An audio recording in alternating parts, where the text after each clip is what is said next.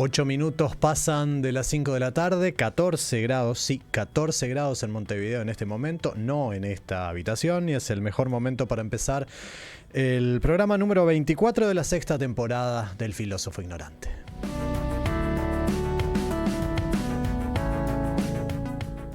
Queremos decir que hoy nos ha abandonado el inefable Gastón Pepe, pero contamos con el regreso del hijo pródigo que ha vuelto al hogar. ¿Cómo estás, Dieguito? Bien, bien, bien. En casa siempre se está bien. Bien, pero ¿qué nivel? ¿Cómo le ha ido? Bueno, la verdad es que te diría como Argentina. Bueno, y que cada uno saque sus conclusiones. Bueno, eso es una sentencia, sí, que puede ser leída de múltiples formas. Y hoy tenemos un invitado que es argentino y que probablemente nos dé información a ese respecto, Diego. Pero bueno, pero a vos en lo personal, en los estudios, porque hubo una mención allí que hicimos con Gastón, a que tu viaje era en plan de estudios, ¿te fue bien? Sí, agitados, pero siempre compartiendo con todos los compañeros y compañeras de la maestría allá de La Plata, que son, un grupazo divino, que si llegan a estar escuchando esto, que no creo, porque tienen otras cosas más interesantes que hacer que colgarse al streaming de Radio Universidad acá en Uruguay. Tienen sus propias radios universitarias, además. Pero les voy a pasar la grabación de este saludo a toda la corte 2024 de la maestría en Periodismo y Medios de la UNLP. Vaya un fuerte saludo entonces de todo el elenco del Filósofo Ignorante en ese sentido. Dado el momento en que arrancamos, dado que además es posible que nos reencontremos dentro de 15 días mínimo porque la semana próxima hay medidas sindicales, vamos a hacer cortita, breve, nula esta introducción autorreferencial y pasemos a la presentación de este programa, Diego.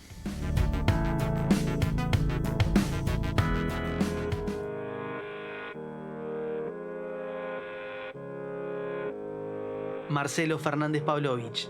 Dicen que llegó a ser doctor, pero no hace recetas ni diagnostica otra cosa que enfermedades sociales. Le gusta el dulce de leche, pero no aplica y no se saca la camiseta del San Pauli ni en las elecciones de horas. Patricia Pujol Echeverría. De La Teja al mundo, del mundo a esta radio. Inquieta e incómoda, entre la comunicación y el campo de juego. Si es helado, que sea de limón.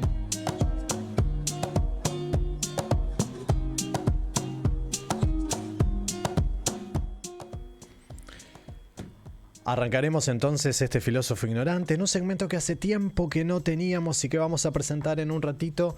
Y mencionaba recién que hoy tenemos un invitado que justamente es de tierras algo lejanas. Hay que cruzar algunos de los charcos que nos separan con la República Argentina para llegar hasta la ciudad de Córdoba, aunque eso es solamente mi intuición. Mi intuición es que está en la ciudad de Córdoba, pero él podrá confirmarlo. ¿De quién estoy hablando? Bueno, estoy hablando de mi amigo Cristian Fatauros, con quien compartimos la red de investigadores sobre igualitarismo, que es investigador en el Instituto de Estudios sobre Derecho, Justicia y Sociedad del CONICET y la Universidad Nacional de Córdoba, que es doctor en Derecho y Ciencias Sociales. Ahora voy a ver un poco mejor con los lentes puestos, que es abogado, pero que además es profesor de grado y posgrado en la Facultad de Derecho de la Universidad Nacional de Córdoba. Vamos a probar primero el audio, a ver si Cristian nos está escuchando bien desde allá.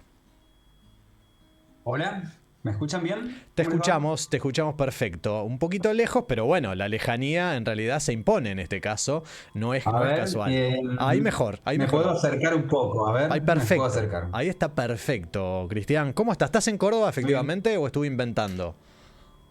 No, sí, estoy en Córdoba, la ciudad de Córdoba, de la provincia de Córdoba. Estoy acá, recién vengo de dar clases.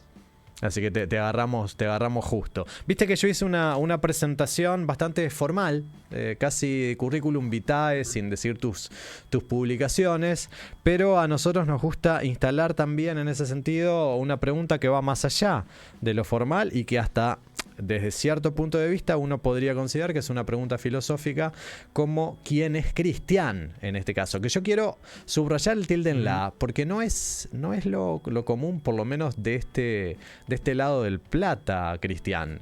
Vos sos Cristian con tilde en la A, acentuada está esa última sílaba, ¿verdad? Sí, tal cual. Soy Cristian. No hay muchos Cristian por acá tampoco, pero esa fue una decisión de mi madre que pensó que sonaba más criollo. Esa es como Ajá. la historia que siempre me miente.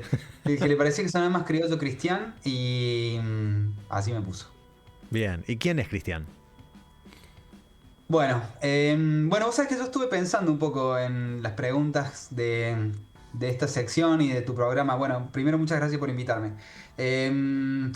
Y yo creo que hay algo ahí que va a salir también más tarde más temprano que tarde, que es que soy el primer egresado como de mi familia, egresado universitario.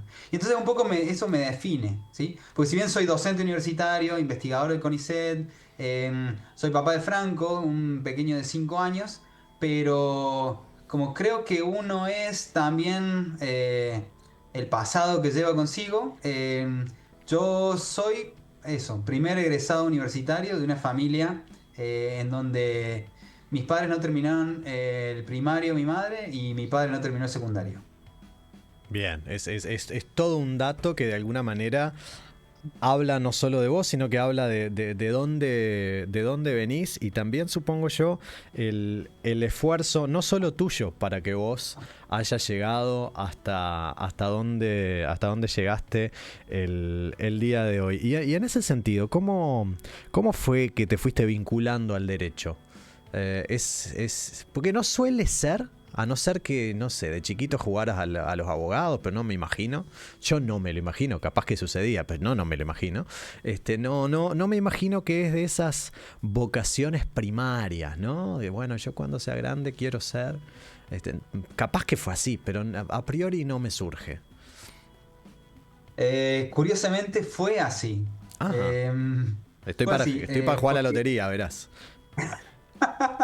sí, como acá también en la Argentina. Te voy a contar, porque cuando yo era muy chiquito vivía con mi madre y ella tenía una amiga que era abogada, ¿sí? Y que a veces nos visitaba. Y a veces mi madre me perseguía para castigarme o para retarme. Y supongo que yo sintiendo que había cierta injusticia en ese castigo,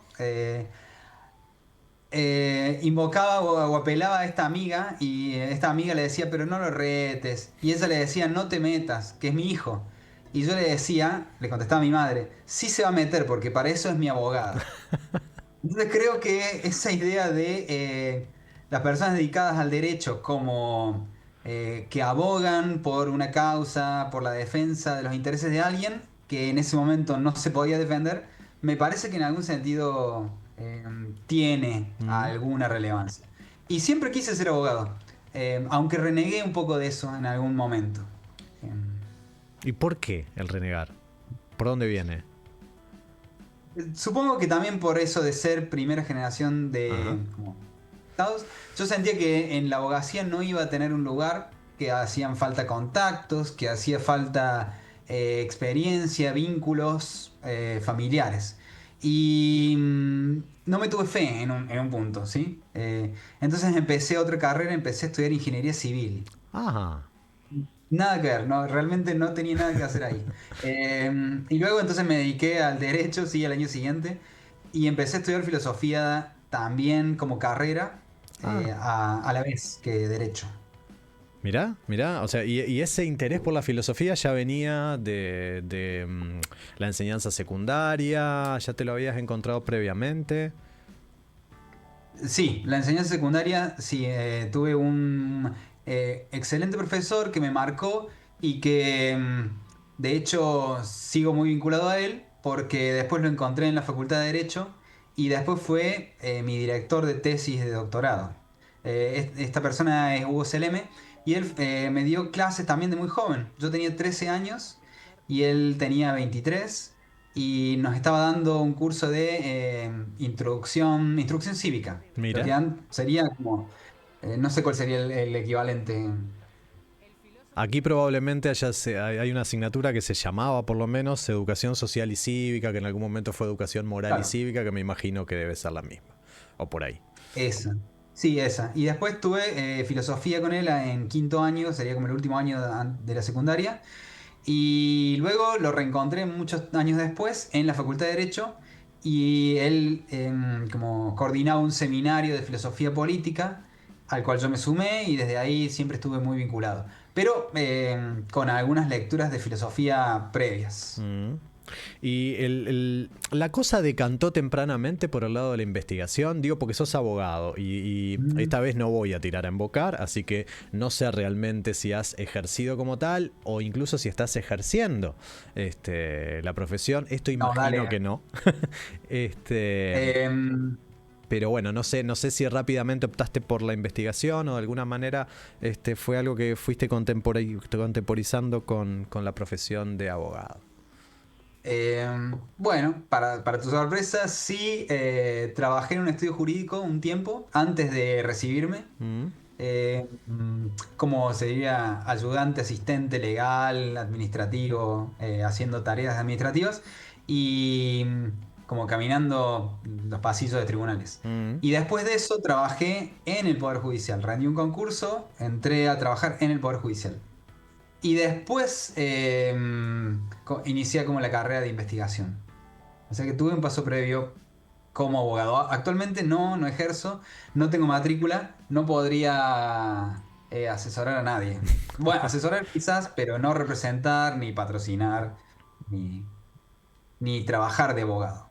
Y esta opción por la investigación, más allá de la relación con Seleme, a quien tuve el gusto de leer, diría yo, y de citar en algún trabajo, más allá de eso, ¿por qué? Porque claramente hay una opción por la investigación y claramente de alguna manera esto fue de alguna manera copando lo que es tu carrera, tu profesión. ¿Qué tiene la investigación que te hizo dejar de lado los pasillos de los tribunales? Sí, mira, no te podría decir que fue la compensación económica porque el trabajo de investigación no suele estar muy bien remunerado. Mm. Pero me atraía mucho, los libros me atraen mucho, estudiar me gusta mucho y la idea de como pensar y contribuir desde la investigación era uno de mis como objetivos, de mis metas. Em,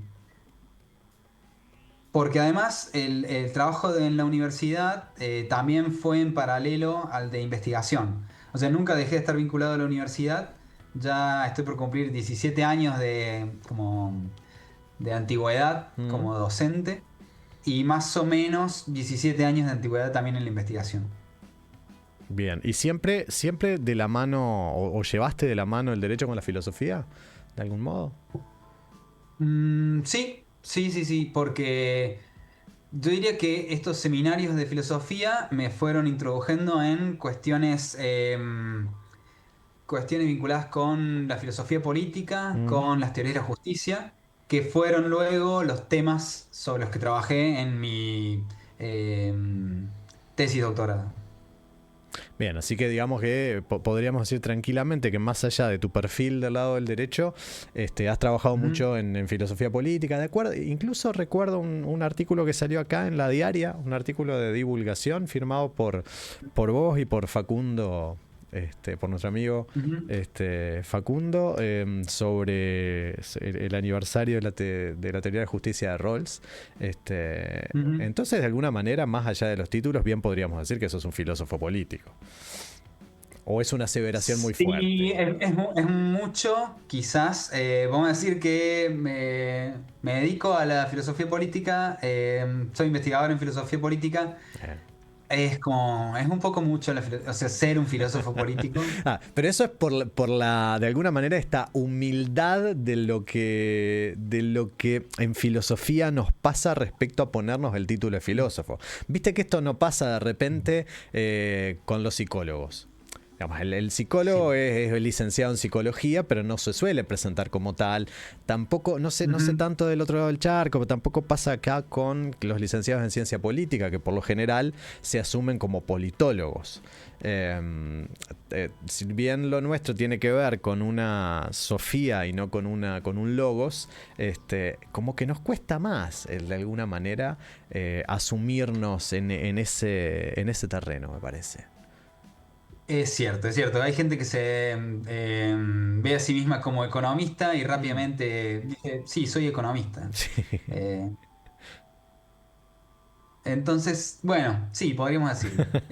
No, digo, si venía por ahí o si tenías alguna otra si venía por ahí el no aceptar esta invitación mía a decir que sos filósofo político, yo lo voy a seguir diciendo igual, porque así de atrevidos somos en este programa, que somos ignorantes. Ahora, de este lado de la filosofía política, recién nombraste la gente que se asume como economista. Cristian, yo no puedo dejar de preguntarte, porque hace 2 días hubo elecciones legislativas en la República Argentina, y casi todas las noticias que yo leí afirman la gran sorpresa por el resultado, y de algún modo, si hay algo que yo puedo decir, es que los análisis previos que había leído de gente que se dedica a analizar la política y la sociedad, no voy a dar nombres porque no tiene mucho sentido, en realidad fueron cuando intentaron predecir, cuando arriesgaron predicciones sobre lo que iba a pasar, e incluso de algún modo explicaban esas predicciones, uno puede decir que le erraron feo. Desde el lado, obviamente, porque hace nada más que 2 días está la situación muy en caliente, ¿cuáles son tus sensaciones con el resultado de la elección? También, sorpresa. Como bien decís, hasta las encuestadoras más reconocidas y los periodistas como más actualizados y con las noticias más frescas, le erraron feo, como decís vos. Así que muy sorprendido. Sobre todo en Córdoba también hubo una gran sorpresa, porque el ex gobernador de Córdoba está en una especie de coalición con otros gobernadores. Provincias y se Unidas. presentaban con lo que se llamó Provincias Unidas, sí. Y se esperaba que en su propia provincia, este ex gobernador, que es Schiaretti, sacara muchos más votos de los que sacó. Y digamos, lo que recibió fue un resultado adverso muy calamitoso, ¿sí? Sin embargo, obviamente, Córdoba es una de las provincias en las que La Libertad Avanza sacó mayor cantidad de votos en el balotaje, y por supuesto ahora en estas elecciones. O sea, no es la que más, pero es una de las que más sacó. Claro, o sea, hay una línea, digamos, que uno puede unir con el balotaje, si se quiere, una línea directa de continuidad en lo que pasa en la provincia de Córdoba. ¿Cuáles fueron los números en Córdoba? ¿Te los acordás así a vuelo de pájaro, como para ilustrarnos? Sí, algo así como 52, ahora te digo. 52 La Libertad Avanza es un montón, digamos, que pase el 50% de los votos es, digamos, es solo... No, perdón. Córdoba 42. 42. Bien. Y por ejemplo, en Buenos Aires, en la provincia de Buenos Aires, sacó 41,1. Entonces Córdoba es más alto. En la ciudad de Buenos Aires, Libertad Avanza sacó 47,3. Mirá vos. Así que en Ciudad de Buenos Aires es de alguna manera un punto más alto todavía que en el de Córdoba. Y tu sensación, decías, es de sorpresa y de perplejidad. Bueno, y de algún modo esto que pasó el domingo tiene que ver con la sociedad en la que vivimos hoy, y el segmento en el cual vos vas a participar lleva con nombre Atrévase a soñar, y tiene que ver con la invitación a pensar en qué sociedad queremos vivir. No sé si te acordás, pero este nombre tiene que ver con un programa de televisión que se llamaba Venga y Atrévase a Soñar, que conducía Berugo Carámbula. ¿Lo llegaste a ver? ¿Lo tenés? Sí, sí, lo llegué a ver. Era Bien. muy chico. Yo soy de 79, pero ¿me recordás cuándo fue? Y mirá, esto fue Varios fines de años. los 80. Esto fue fines de los 80, digamos. Ponele que entre el 85 y el 80 y largo, por ahí tiene que haber sido. Así que capaz que más o menos de costado lo podías relojear en una infancia bastante temprana y escolar. No, por supuesto, y me gustaba mucho como este sistema de cómo era como adivinar dónde estaban Ah, sí, sí. las placas, que era, se sorteaban unos sábanas, un juego de sábanas, un juego de algo así. Alcoyana, Alcoyana, que es la Alcoyana, marca. Alcoyana, Veritas, Veritas, me acuerdo. Capri, Sí, Capri. sí. Sí, ahí está, exactamente. Y eran los Capri, Capri. electrodomésticos, eran el premio Claro. que tenían que ver con el sueño de las personas que iban allí. Pero vamos a presentar este segmento de la mano del propio Berugo Carámbula. Camine hacia el final y atrévase a soñar. Porque lo veíamos en la tele. Porque queremos pensar y soñar con una sociedad distinta. Y los sueños, sueños son. Pero aquí se hacen realidad. ¿Podemos hablar de utopías realistas? El filósofo ignorante. El término utopía realista lo tomábamos de alguien que vos conocés mucho, que es John Rawls, que de alguna manera definió, si se quiere, su teoría de ese modo. Y a mí me parece que hay dos formas de pensar sobre la sociedad en la que nos gustaría vivir. Bueno, hay una forma que no suele ser la que excede a estas dos que voy a decir, que no suele ser la que habitualmente uno toma, que es decir, bueno, no, a mí me gusta la sociedad en la que vivo. No solemos dar ese tipo de respuesta. Después, ¿en qué sociedad querríamos vivir? Uno puede de alguna manera tomar esta sociedad en la que vivimos como punto de partida, digamos, y ver qué serie de cambios le puede hacer a este modo de vida en la cual estamos insertos. O hay una que tal vez podamos denominar utópica, que tiene que ver con la posibilidad de construir una sociedad desde cero, digamos, ¿no? Sin tomar en cuenta las restricciones que nos impone el momento social el que nos ha tocado vivir. Y yo no sé, Cristian, en ese sentido, ¿cuál será tu estrategia para soñar o para plantear con qué sociedad soñás, mejor dicho? Sí, las tres me parecen buenas estrategias y en algún punto creo que se puede pasar de una a otra. Sí, estoy de acuerdo. O sea, estoy muy cercano a la idea de una sociedad ideal que sirva como criterio de evaluación de la sociedad en la que vivimos. Claro. Y entonces, en algún punto tiene que tener ciertas restricciones y trabajar sobre la base de las condiciones materiales, estructurales, sociales, económicas que existen. ¿Sí? Y entonces sí, por supuesto, esto además nos va a servir para decir, esta sociedad no las tiene o esta sociedad debería reformarse en tal aspecto y tal otro. Me parece que entonces yo descartaría la idea de una utopía completamente ideal o puramente ideal, ¿sí? Me gusta más la idea de, bueno, hacia dónde tenemos que movernos y hacia dónde deberían ir nuestras reformas. Claro, vos lo que vas a manera de trabajo. lo que nos vas a plantear de algún modo es como un ideal regulativo, si se quiere, ¿no? De alguna manera es una especie de horizonte que pueda servir a la vez como una especie de espejo con el cual compararnos, no solo para ver hacia dónde tenemos que ir, sino qué tan lejos estamos de ese momento. Y quiero decir que ese ideal regulativo de alguna manera también nos sirve como faro desde el cual podemos criticar la sociedad en la cual estamos viviendo en función de la distancia existente entre la sociedad actual y la que vos plantearías como sociedad ideal. ¿Voy bien? Sí, sí, perfecto.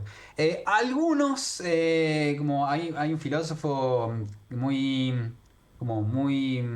sofisticado, muy inteligente, que ha criticado mucho Rawls y que esto digamos, le baja un poco el precio y dice que son reglas de regulación social. no las piensa como principios ideales, sino como reglas de regulación social. Y cómo deberían ser nuestras instituciones de acuerdo a estas reglas. Y entonces me parece que una de las primeras cosas que diría, o sea, pensando en esta sociedad ideal, que aproveche esta oportunidad porque uno no siempre se piensa, o tiene la oportunidad de pensar cómo sería la sociedad ideal en la que le gustaría vivir o que desearía ver como realizada. Es una donde no hay desigualdades económicas exorbitantes o, si se quiere así, eh, sí, donde no hay desigualdades económicas exorbitantes en un principio, Mm. ¿sí? Por otra parte, es una donde todos tienen por lo menos una chance de tener una vida más o menos decente, más o menos digna y que a sus propios ojos sea valiosa, ¿sí? Así que de alguna manera hay como dos pilares que estás poniendo. Vamos a ir ahora a cada uno de ellos, pero me Ujú. interesa esto en principio de una sociedad que no sea económicamente desigual, pero añadiste en un sentido exorbitante. Creo que fuese el Ujú. adjetivo, si no te entendí mal.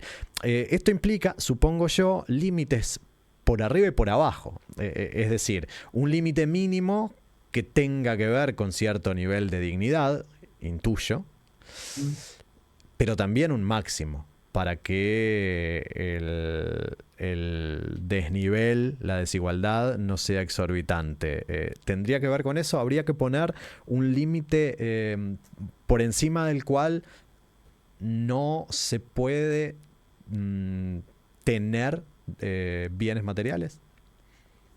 Sí.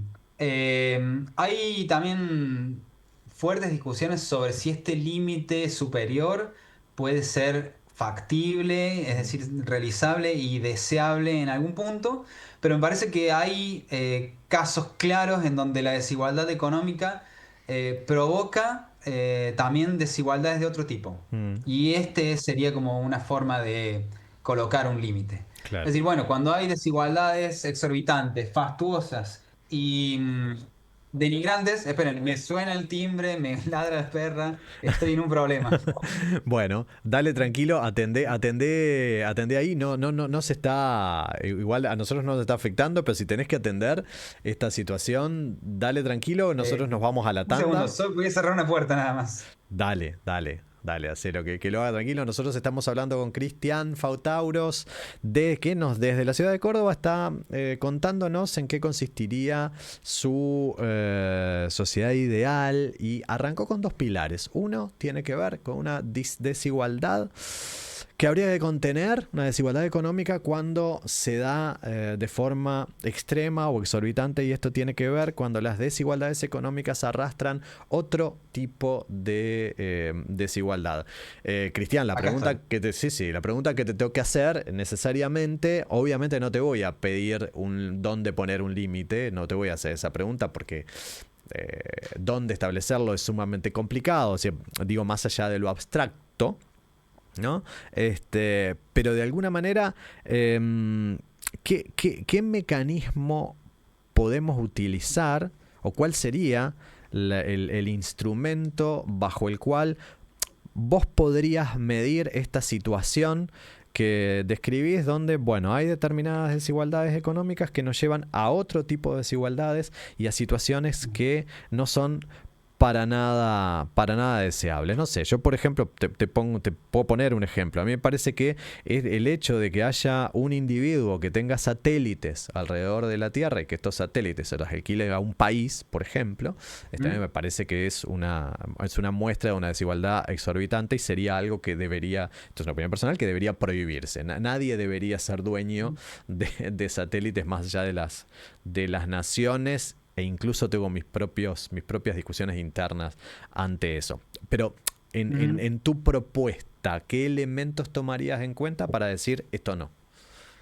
Sí, espera, Espero. antes de eso, uno puede decir, bueno, miren, con esta teoría o en este ideal, uno diría que las desigualdades exorbitantes están mal o son moralmente incorrectas Y otra cosa es si esto se va a traducir en una ley o en un instrumento jurídico que prohíba a las personas Exacto. tener desigualdades exorbitantes. Digamos, el ejemplo de una persona que tiene satélites es un muy buen ejemplo porque lo que afecta ahí es la igualdad política y la capacidad de, por ejemplo, intervenir sobre la soberanía de otros países. ¿Sí? Exacto. Esta es una manera en que uno puede decir, miren, esto no está bien, ¿sí? Esto no debería ocurrir. Quizás no tengamos como las condiciones políticas y no podemos sumar las voluntades necesarias para prohibir esto. Sin embargo, podríamos decir, bueno, esto en principio es algo que deberíamos desalentar y deberíamos tener en cuenta en la construcción de una sociedad más justa, ¿sí?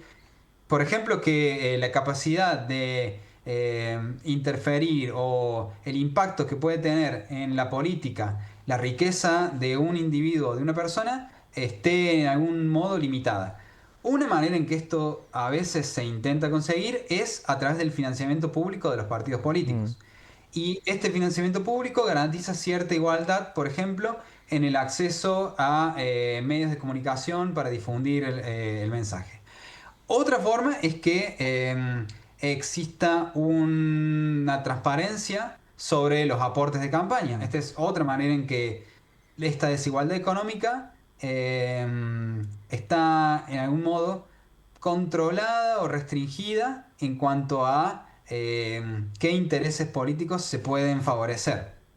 ¿Sí? Y que dos formas que además son complementarias, que no necesariamente sí, es una o la otra. Bien, Cristian, iríamos al otro pilar que mencionaste, al que tiene que ver con una vida que de alguna manera, no usaste esta palabra, pero que de alguna manera pueda ser felicitante, dicen los españoles, pero bueno, no sé, digna, no me acuerdo cuál era el vocablo que usaste. Yo tampoco, pero bueno, pero que de vamos a alguna decir manera que sea suficientemente digna o mínimamente decente. Ahí está. Creo que mínimamente decente era lo que habías visto. Pero vos sabés que a mí se me viene a la mente que esto sea por contigüidad o por de alguna manera o por ausencia, tiene bastante que ver con la canción que vos elegiste ejerciendo el derecho que tienen los invitados de este programa a elegir una canción. Y como es momento de ir a la tanda con la canción que has elegido, me parece que es este el momento en el que la podemos ubicar, y dado que vos la elegiste, tendrás tus razones para eso, y es ahora el momento en el que nos las vas a contar. Sí. Yo elegí la canción Desapariciones, cuyo autor es Rubén Blades, pero la elegí interpretada por los Fabulosos Cadillacs. Esta forma parte de un disco que me marcó mucho en la época de estudiante, en mis primeros años de estudiante, y es el disco El León de los Fabulosos Cadillacs. Y o Vasos Vacíos. Y en ese disco, y este tema, relata, digamos, lo que se siente al tener a alguien al cual uno no puede, en algún sentido, dejar de buscar, ¿sí? Porque habla justamente de lo que sucedió en varias dictaduras latinoamericanas, en donde las personas arbitrariamente o por, digamos, alguna conexión con su ideología política o su participación política, gremial, o simplemente su acción social, o su actividad profesional incluso, eran víctimas del terrorismo de Estado, ¿sí? Y digamos, esta canción me parece que está muy llena de sentimiento y lo formula muy bien, lo expresa muy bien. Escuchamos entonces Fabulosos Cadillacs, Desapariciones.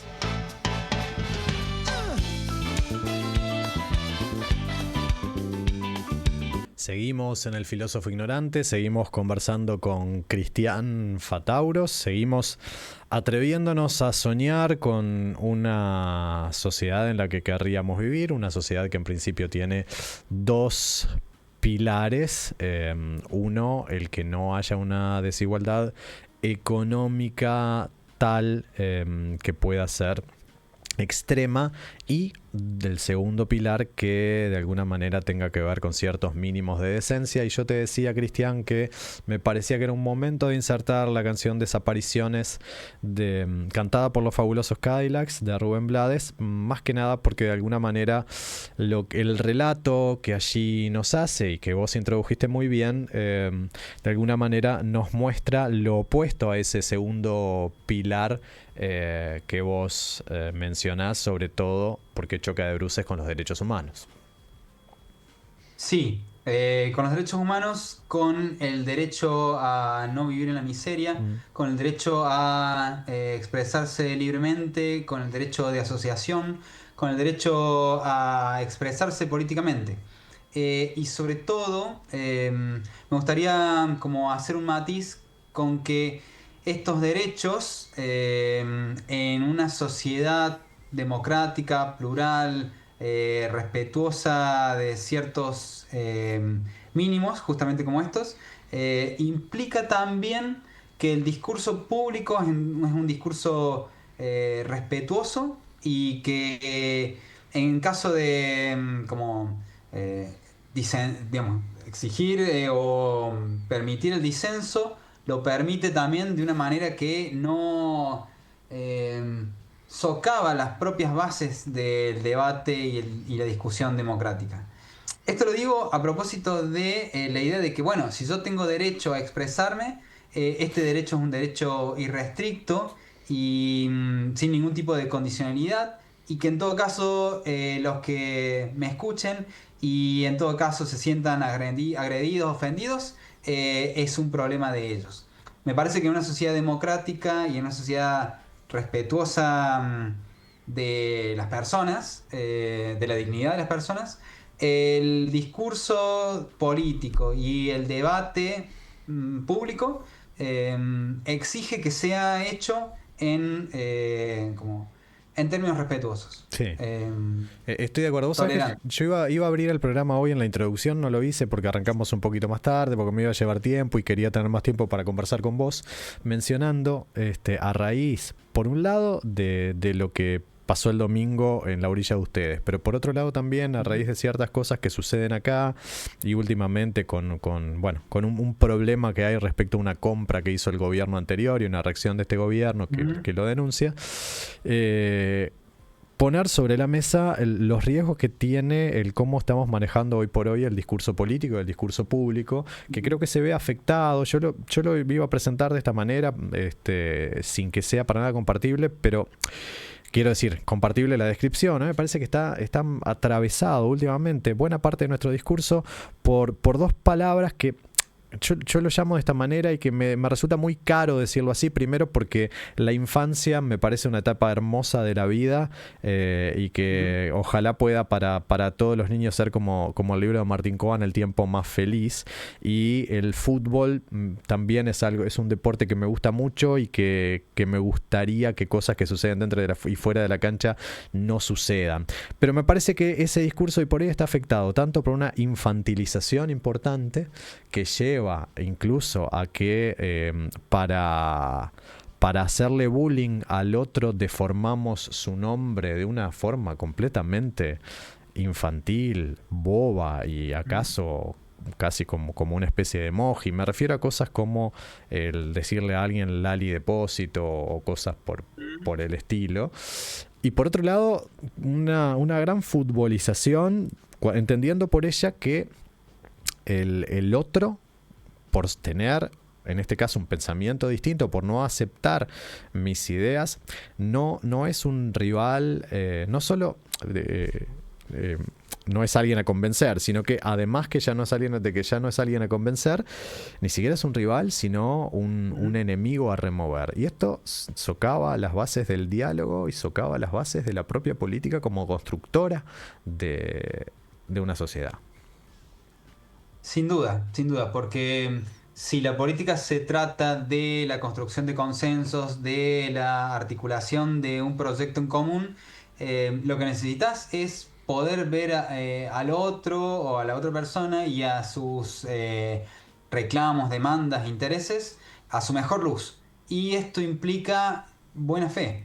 En un sentido, si yo denigro a mi oponente, no lo estoy viendo y no lo estoy poniendo en una posición en la que luego yo pueda negociar, articular, participar, trabajar con el otro. ¿Bien? Si la legislatura es el lugar donde las voces se expresan y donde están nuestros representantes trabajando para producir soluciones, la idea de que si no aceptan mi propuesta o mi solución, estas personas no merecen ser llamados seres humanos, entonces estoy en algún punto también perjudicándome en el sentido de digamos, obturando una posibilidad o una alternativa a mi propia propuesta. Porque seguramente en cualquier tipo de reforma o proyecto voy a tener que aceptar que hay que conciliar, ¿sí? Que hay que conceder, que hay que,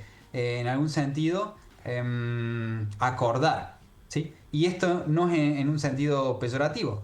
Esto también, yo quería aclarar, forman parte de lo que uno llama esta sociedad ideal en la que, por lo menos a mí, me gustaría vivir y trabajar, ¿sí? Y en la que me gustaría que mis hijos vivan. Sí, sí, sí. Muy de acuerdo. Muy de acuerdo. Y estos mínimos de decencia estarían, necesito preguntarte, estarían integrados por qué otros elementos. La lista podría ser infinita casi, lo sé, no la podemos agotar, no podemos hacer como intentó hacer Marta Nussbaum como con las capacidades de Zen, pero y acá tenemos un tiempo muy cortito, pero de alguna manera, ¿qué es lo que agregarías allí? No, a mí me parece que la idea de oportunidades tiene que formar parte de este mínimo para que una persona pueda construir su futuro y su proyecto de vida. Y digamos, solo para marcar una cuestión que he trabajado y que voy a seguir trabajando, es que la idea de una oportunidad en algunos casos puede ser una cuestión de suerte, ¿sí? En mi caso yo creo que tuve mucha suerte, además de como gran apoyo de mi familia y como tuve contención. Digamos, yo fui educado y criado por abuelas, tías, familia, pero por otro lado, la oportunidad también se construye y en una sociedad en la que las estructuras están bien ordenadas y le garantizan el acceso a una persona a un como mínimo de educación, a una salud adecuada y a la posibilidad de un trabajo digno, la suerte ya no es tan importante, ¿sí? Sí, no termina siendo el azar algo definitivo, tal vez en ese sentido. Yo aportaría esto más que nada para ver si estás de acuerdo y sobre todo cómo lo trabajarías. Agregaría esto que mencionabas respecto a la educación, al trabajo digno. También desde mi perspectiva, una sociedad focalizada en el cuidado. ¿En qué sentido? Esa posibilidad que tuviste vos y que la tuve yo también, de ser bastante criado por mis abuelos cuando mi mamá no estaba en ese rato que ella estaba en la escuela, porque era maestra. Bueno, muchos gurises hoy no tienen esa posibilidad, no la tienen porque bueno, hay otras configuraciones familiares y porque de repente papá y mamá no están en todo el día y no hay un abuelo porque tampoco está y bueno, casos hay millones como para describir y no tienen mayor sentido, pero están muy solos los gurises hoy y la sociedad no ha llegado a un arreglo o a un acuerdo o a establecer aún las medidas que permitan de alguna manera no sustituir, porque tal vez las figuras familiares sean insustituibles en el terreno afectivo, si se quiere, pero que de alguna manera puedan brindarse otro tipo de contención a los gurises que no van a dar esa contención seguramente las pantallas y las herramientas tecnológicas que tenemos hoy. Sí, plenamente de acuerdo. Me parece que esta sociedad ideal que podemos pensar y en la que nos gustaría, quizás estamos cerca, es una sociedad en la que los cuidados están o son prioritarios. El cuidado de las personas ancianas, el cuidado de las personas, niños, niñas y adolescentes, el cuidado de las personas más vulnerables. Esto también debería formar sí o sí de esta sociedad ideal y de estos mínimos de decencia que una sociedad debería satisfacer. Viste que dicen que en televisión el tiempo es tirano, bueno, en radio también, si se quiere, aunque esto es radio y es a la vez medio televisión, porque ahora yo te puedo ver, porque vos me podés ver a mí, se ha perdido la magia. Y cuando digo se ha perdido, yo creo que se ha perdido, para mí es una pérdida, yo lo sufro esto, si se quiere, personalmente. Pero bueno, también el tiempo se va rápido acá, entonces es el momento donde yo te tengo que decir, bueno, ¿qué más agregarías a esta sociedad, digamos, así como, digamos, titulares? Sí, me gustaría más responsabilidad de los profesionales que trabajan, de los y las profesionales que trabajan en la sociedad, tanto en el ámbito del derecho, que es un lugar que es muy cercano para mí, y de que impacta mucho en la política. Muchos de nuestros representantes vienen de la abogacía, son abogados, abogadas, pero también son profesionales formados por la universidad. Y entonces la educación superior, la universidad, me parece importante el rol que cumple, no solo en la cuestión de la movilidad social económica, sino también en la formación de aquellas personas que están trabajando para otras, ¿sí? En este sentido, los profesionales tienen una función que se asemeja a un servicio público. A un servicio público no como los servicios luz, gas, electricidad, No. sino como una función pública. Sí, sí, servidores públicos. Servidores públicos. Esto, digamos, me parece que es una parte importante. Algo que yo le reclamo a los profesionales, pero más que a los profesionales en sí, te diría que es a los intelectuales en general, es algo que vos estás haciendo en este momento, que es involucrarse más en la comunicación con la sociedad. Es decir, que entren al debate público, pero no solo dentro de la academia, sino fuera de ella, para hacer escuchar aquello para lo cual han sido formados. Y por lo cual te agradezco además que estés acá. No, yo también te agradezco mucho y a todo el equipo del programa y de la radio. No sé si cuántos minutos tenemos ahora. Y tenés como un par más para decir alguna cosita. No, que estoy muy contento y es una muy linda oportunidad para participar y también ser parte del debate público. Y es también lo que creo que un docente, una docente tiene como exigencias que cumplir y también posibilidades y capacidades para ofrecer. Cristian, yo te mando un abrazo grande desde acá, desde Montevideo a Córdoba. Te agradecemos infinitamente este rato, tu tiempo, tu pienso, tus palabras. Y bueno, y esta sociedad que nos has ayudado a pensar a partir de Atrévase a soñar. Bueno, muchas gracias y un abrazo para ustedes. Nos vamos a ir de este filósofo ignorante, como siempre, con música. Y en este caso creo que lo que nos planteaba Cristian tiene mucho que ver con mostrarnos, a partir de ese espejo que él nos planteó, una sociedad que tiene bastante distancia con esa sociedad de dos pilares que nos planteaba y que de alguna manera nos muestra que estamos bajo presión hoy por hoy. Bajo presión con la gente en las calles, alguna reclamando, pero alguna viviendo ahí. Y esta canción de David Bowie, que en algún momento ejecutó Queen, nos cuenta que estamos bajo presión y que de alguna manera esta es una de las últimas chances. Y por qué no le podemos dar al amor una chance más, porque el amor es una palabra pasada de moda que de cierta manera te desafía a cuidar a la gente que está en el límite, a la gente que está en la noche, y también te desafía el amor a cambiar tu forma de ser, tu forma de ver y tu forma de cuidarnos entre nosotros. Nos vamos con David Bowie y Gaylan Dorsey, en este caso, Under Pressure, bajo presión. Actually going to join me on this next song. Join me is not the word. Takes this next song.